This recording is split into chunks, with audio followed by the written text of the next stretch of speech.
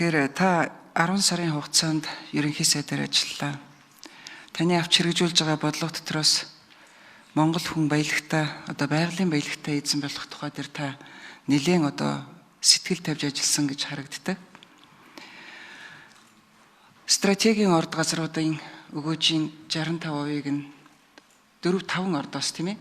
Ухаан удаг, ачид их, цагаас ургийн асуудал яасан байгаа. Эдний өгөөжийн 65%-ийг үндэсний баялагынхаа санд хоримтлуулах тухай та юм шийдвэр гаргаж ирсэн таны засгийн газар. За ингээ оюу толгойн хилцээр явагдаж байгаа. Зээлийн хүүг бууруулах тухай, удирдлагын зардлыг нь бууруулах тухай нэлээд өрөвтэй бас ийм хилцээрийг хийгээд явж байгаа.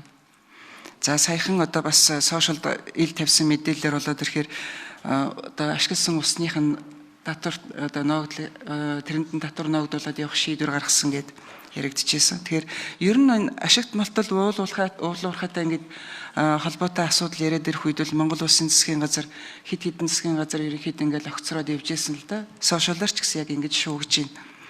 Тэгэхээр та энэ байгалийн баялагтай Монголын ард түмэн эзэн байх тухай та өөрийнхөө эхлүүлсэн энэ үйл хэрэгээ ер нь цаашдаа үргэлжлүүлэх тухай дээр та ямар бодолтой байгаа вэ гэж би нэгдүгээр асуумаар байна. Хоёрдугаарт нь 2020-с 2024 оны улсын хурлын дараагаар та ажиллаж исэн. За тэр үед ард түмэн хууль тогтоох, хяналт шалгалтыг хэрэгжүүлэхэд оролцдог болгох нийтийн өргөдлийн механизм гэдгийг та нэвтрүүлсэн.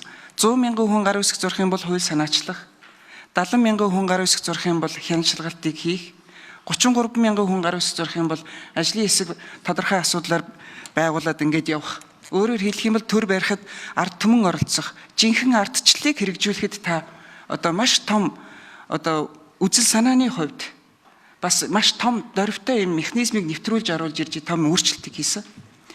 Тэгэхээр сая 10 сар ерөнхий сайдаар ажиллах хугацаанд яг энэ ардчлалыг хамгаалах, ард түмэн төр засгаа барихад гар бие оролцох энэ арга механизмуудаа хэрэгжилж ивүү. Энийг цаашдаа ер нь бол төрийн үйл хэрэгт ялангуяа энэ хууль тогтоох байгууллагын үйл хэрэгт ингээд бүр хөвшүүлэх, нэвтрүүлэх тухай дээр засгийн газрын төрийн байгууллагын үйл хэрэгт нэвтрүүлэх тухай дээр та дараагийнхаа төрийн төр засгийн тэргүүнүүдэд ер нь юу гэж хэлмээр байна? Энийг би асууя гэж үзье.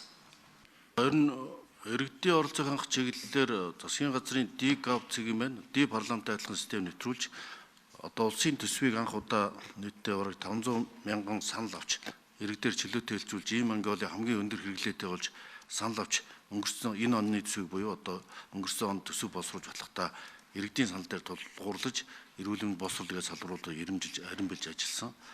За яг энэ үндсэн хуулийн 6-гийн 2 дахь заалтыг бидний улсын хурлд ажиллаж байхдаа баталсан баялагтай эзэн Монгол байх байгалийн баялаг ард түмний мэдл төрийн хамгаалтанд байх хэмжсэн зарчимд нийцүүлсэн энэ заалтыг хэрэгжүүлэхээр энержи ресурс, томтлогын бүлэг ордод үйл ажиллагаа явуулдаг энержи ресурс хангад эксплоration, нарийн сухатын бүлэг ордод үйл ажиллагаа явуулдаг өсгцоос Эрдэнэтийн үүсмэл ордын ачид ихтгэх зэрэг компаниудын зарчмын тохиролцоо хийсний үр дүнд энэ оны 2 дугаар сарын 10-нд энэ 5 компанитай нийт өгөөжийн 60%-ийг үндсэн хуулийн 6-гийн 2-т нийцүүлж өгөөжийн дийлэнх ард түмэнд оногдож байх зарчмыг давуулан биелүүлж 60%-ийг ард түмэнд өгөөжтэй болгох, өгөөжийн хэмжээг жил бүр дүгнэж 60%-аас буурсан тохиолдолд баялагын татвар буюу нэмж өгөөж тохируулагч төлбөр татвар төлөх ийм зарчмын тогтолцоонд хүрч брэнд чигт гар үсэг зурсан байгаа.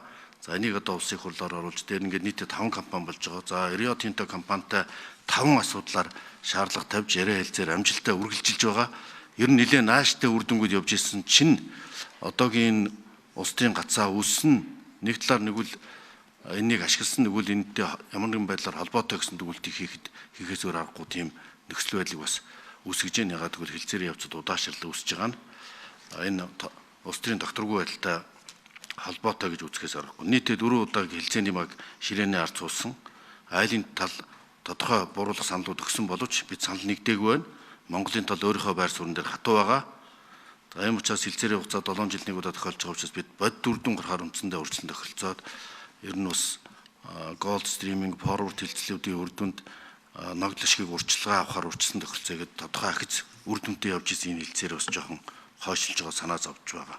Ер нь энэ хүрээнд бид зөвлөлдөх арчлалын ард иргэдтэйгээ зөвлөлдөх санал асуулгыг зохион байгуулах шийдвэрийг өнгөрсөн оны 12 дугаар сард гаргаад бэлтгэл ажил хангалтад зөвлөлдөх зөвлөл байгуулад одоо энэ асуулга баялагтаа Монгол хүмүүр яаж эзэн байж энэ үр өгөөжийг хүртэж илүү одоо оновчтой зарцуулах вэ гэдэг агуулгаар одоо үндэсний статистикийн газар хараа тус судалгааны багууд ажиллаж одоо энэ 4 сарын 10-нд нийт ард иргэдийг төлөөлж чадхуйц их олонлогоо сонгогдсон баг олонлог одоо энэ үндсэн хууль нэмэлт өөрчлөлт оруулсан адилхан тэр баг хүмүүс цуглалдаж бодлогын шийдвэрүүдээр ажиллана.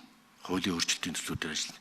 Ингэж илүү ард иргэдийнхээ оролцооттой баялагтай эзэн байх зарчмыг хуульчлах, ард иргэдийнхээ саналыг төлөхөд тусах ийм ажлыг засгийн газраас зохион байгуулж байгаа. Энэ ажил бол одоо ард түмнийхээ саналыг сонсдог арчлалын зарчмыг төлөөлөө арчлалт учирж байгаа гажуудлуудыг засгаж чиглэсэн ийм шинэлэг алхам болох төдийгүй Монгол хүн баялагтай эзэн байх, жинхэнэ утгаараа үр өгөөжийг нь хүртдэг байх, төр нь ил тод шудраг байх, оновчтой байх тэр зарчим нийцүүлсэн хилцүүлэг явагдаж энэ баялагын сангийн менежмент, баялагын сангийн үр өгөөж за тэр бусад агуулгуудыг илүү одоо ард иргэдтэй өгөөжтэй тэдний санал тулгуурлаж боловсруулах ийм зарчмын асуудал хилцэгдэх юм.